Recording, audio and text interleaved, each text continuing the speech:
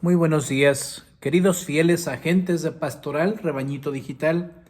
Reciban un afectuoso saludo en este miércoles 13 de enero, día en que celebramos en la liturgia de la Iglesia a un santo, obispo, doctor de la Iglesia, San Hilario, un férreo defensor de la divinidad de Jesucristo contra una secta, una ideología de su tiempo, los arrianos, que negaban la divinidad de Cristo. Pues en este día quiero invitarlos a escuchar con piedad el Evangelio que nos ofrece la liturgia. San Marcos, capítulo 1 de los versículos 29 al 39.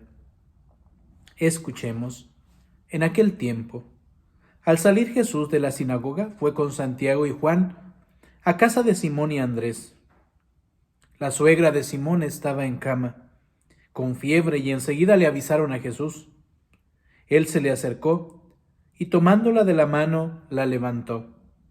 En ese momento se le quitó la fiebre y se puso a servirles. Al atardecer, cuando el sol se ponía, le llevaron a todos los enfermos y poseídos del demonio, y todo el pueblo se apiñó junto a la puerta. Curó a muchos enfermos de diversos males y expulsó a muchos demonios, pero no dejó que los demonios hablaran porque sabían quién era él. De madrugada, cuando todavía estaba muy oscuro, Jesús se levantó, salió y se fue a un lugar solitario donde se puso a orar. Simón y sus compañeros lo fueron a buscar y al encontrarlo le dijeron: «Todos te andan buscando». Él les dijo: «Vamos a los pueblos cercanos para predicar también allá el Evangelio, pues para eso he venido». Y recorrió toda Galilea predicando en las sinagogas y expulsando a los demonios. Palabra del Señor. Queridos hermanos, estamos iniciando el tiempo ordinario, un tiempo de discipulado, un tiempo que la liturgia nos ofrece para aprender de Jesús, ver sus signos, escuchar sus palabras y seguirle con fidelidad en este año litúrgico, en este tiempo que estamos comenzando. En esta ocasión, una escena: Jesús va a casa de Simón Pedro. Primero, cura a la suegra de Simón Pedro. Esta mujer, al recibir el don de Dios, inmediatamente se pone a servirles. Primera enseñanza. Es decir, ser favorecidos por Dios supone al mismo tiempo un compromiso de amor desinteresado por las personas que nos rodean. Aquella mujer tuvo ese gran privilegio, pero también esa respuesta generosa. El privilegio de servir a Jesús, pero también la respuesta que nace del reconocimiento del bien recibido. Después, dice el texto, le acercaron muchas personas, enfermos, poseídos. Jesús se acercaba a todos, porque la misión de Jesús ha sido esa: aliviar los corazones heridos, sanar las heridas, acercarse al hombre doliente. Pues Jesús lo hace con generosidad. Sin embargo, hoy el texto nos dice de dónde nace esa fuente de generosidad, de amor, de entrega total cada día, del encuentro con el buen Padre. Jesús se retira a orar. Jesús se retira a un lugar solitario, porque la fuente de su obrar nace de ese encuentro constante con Dios Padre. Segunda enseñanza para nosotros. Podríamos perdernos en las cosas del mundo. ¿Cuántas personas no quedan sumergidas en un activismo vacío? Hacer y hacer, pero nos olvidamos de ese encuentro con el Señor. El Señor nos pide, recordando aquella escena, las dos actitudes de Marta y María: el trabajo cotidiano, el esfuerzo por transformar las cosas del cada día, pero sobre todo no olvidar que lo primero y lo fundamental es aprender de Jesús, estar a sus pies, orar y tener un encuentro con Él. Así lo hace Jesús. Tercero, dice el texto que después, encontrado por sus discípulos, Jesús decide ir a predicar a todos los pueblos. Vamos, les dice a sus discípulos, a anunciar también allá el Evangelio, anunciar la buena noticia. De ahí la palabra evangelio, buena noticia.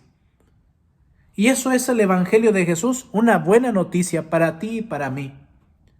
Una noticia que rompe la oscuridad del pecado. Una noticia que rompe la tristeza. Es buena noticia. Y aquí quisiera detenerme un momento, porque en la vida de los cristianos, y podría ser la experiencia de cada uno de nosotros, podríamos vivir en la rutina, en esa especie de actitud de indiferencia, de mediocridad, tal vez en una actitud pasiva ante la palabra que escuchamos. Y las buenas noticias no dejan sino causar alegría, cuando dejamos de lado la alegría que nace del encuentro con Dios, cuando olvidamos ese fervor que nace del encuentro con Jesucristo, seguramente un síntoma de que aquella palabra que hemos recibido se ha perdido o está perdiendo fuerza en nuestro corazón. Jesús comunica la buena noticia y por eso quiero hacerles una pregunta en este día. La palabra de Dios, el encuentro con Dios, ¿es causa de nuestra alegría? ¿Realmente vivimos en la alegría cristiana? ¿Realmente nos sentimos gozosos por la fe que vivimos? Una oportunidad de hacer nuestro examen de conciencia. Tal vez la palabra de Dios ha perdido fuerza, vigor. Tal vez nos hemos arrutinado. Por eso hoy pedimos a Dios al inicio del tiempo ordinario que renueve nuestra alegría y que nos permita recibir la palabra como esa noticia que transforma. Hoy celebramos a San Hilario, este grande obispo que defendió con todas sus fuerzas, con todos sus recursos, la fe y la doctrina de la Iglesia. Quiero ahora dejarlo hablar con estas palabras que nos dejan un comentario sobre el Evangelio de San Mateo. Dice San Hilario: el cielo y la tierra, por su naturaleza de cosas creadas, no son necesariamente inmutables. De manera que puede no existir, sin embargo, la palabra de Cristo, que tiene origen en la eternidad, posee tal fuerza y poder que permanece para siempre. Esa es la fuerza de la palabra de Jesús.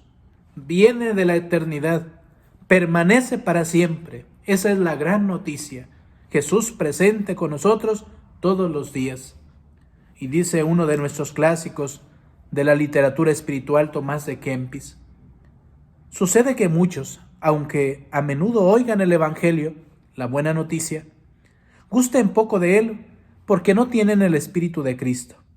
El que quiera pues experimentar todo el sabor de las palabras de Cristo, conviene que procure conformar con él toda su vida.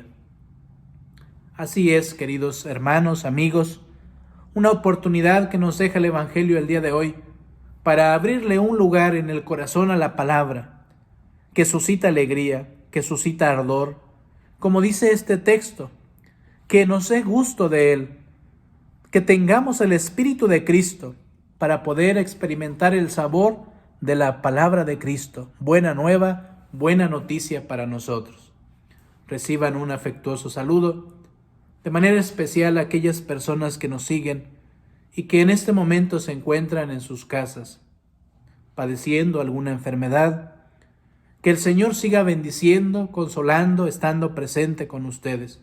Reciban nuestra oración. Les enviamos un afectuoso saludo en el nombre del Padre, del Hijo y del Espíritu Santo. Amén.